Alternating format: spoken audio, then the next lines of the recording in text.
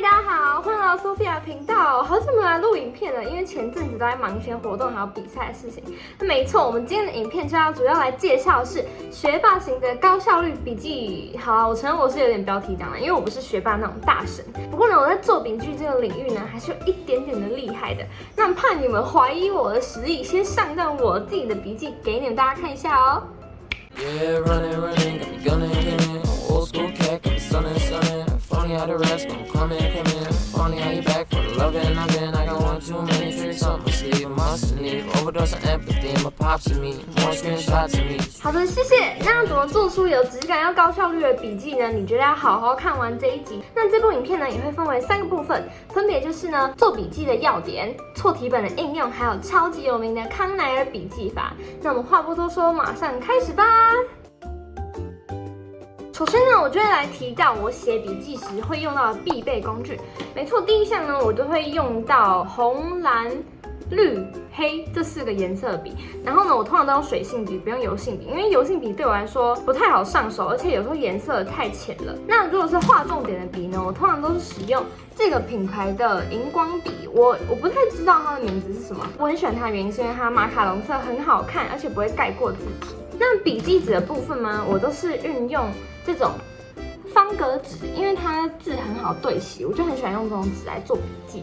那我们现在马上进入正题，笔记3大要点：1、标题醒目，不怕眼秃，内容精确，笔记超会。标题可以让你在查找笔记的时候更快速。那抄写的时候则要避免赘词。有些人即使写的密密麻麻的，他会看不清楚自己在写什么，那你还不如买教科书吧。所以截取关键词的技能非常的重要。笔记3大要点2。项目符号排站，快速阅读有我在。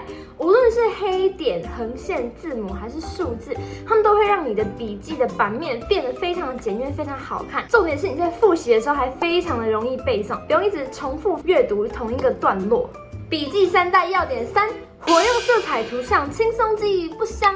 根据科学报告研究显示，鲜明的色彩还有图像们非常有证据呢改善大脑的记忆力。更何况我们的右脑是负责处理想象力、艺术类等等的领域，那我们的左脑就是负责处理理性、逻辑还有计算等等的。我就会在我的理科的笔记里面加上一些图像啊，或是插图，或是色彩。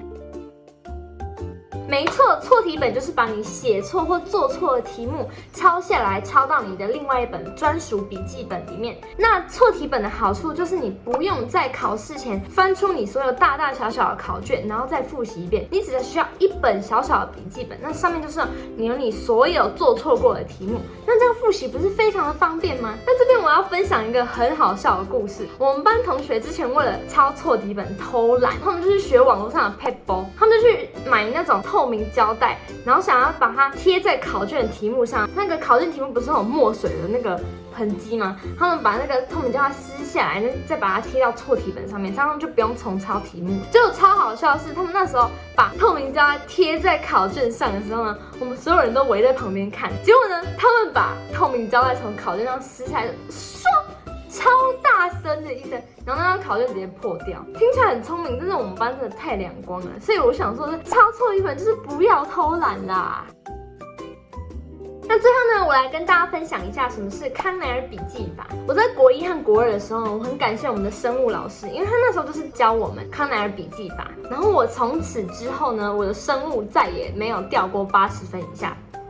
可能还是有掉过1、2次啊，不过那不是重点。康奈尔笔记法呢，它就是在1950年代美国常春藤康奈尔大学教授 Walter Park 发明的一个笔记法。在整个笔记的构图上呢，右上角大方格为笔记区，左长格为关键字区，下长格是复习反思区。那笔记区就是你在上课时要草草写下重点的地方，长格的关键字区就是你回家之后把重点的笔记记下来，那些词句是可以唤醒你对课堂知识印象的一些词句。那复习反思区呢，就是你可能回家读过，你有什么启发或是想法，甚至是生活上的运用，都可以把它记在最下方的复习反思区里面。如果你还不知道怎么有系统性的去整理你的笔记，康奈尔笔记法也是一个非常好的选择哦。那最后我想告诉大家，其实做笔记是每个人的选择。我也曾经看过完全不做笔记的学霸，那真的是天才中的天才。不过那就是不要理他了，好不好？我们就是努力勤奋做笔记的那些人。那希望这一集都可以好好帮助到那些想要做笔记的人哦。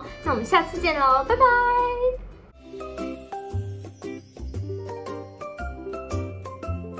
好，这是一个番外啊，我没有打算要录这一段的，我想要跟大家秀一下，我特地为了这个影片做的笔记。在影片里面，我刚才说的重点，我里面其实都有做到。标题要醒目嘛，对不对？其实我这边都有放，因为这是一个时间轴，所以我这边都有小标啊。那我每个时间轴下面，我都是用这种小点点，然后去标示说，哦，这个下面它的重点是什么？哦，这个事迹发生什么？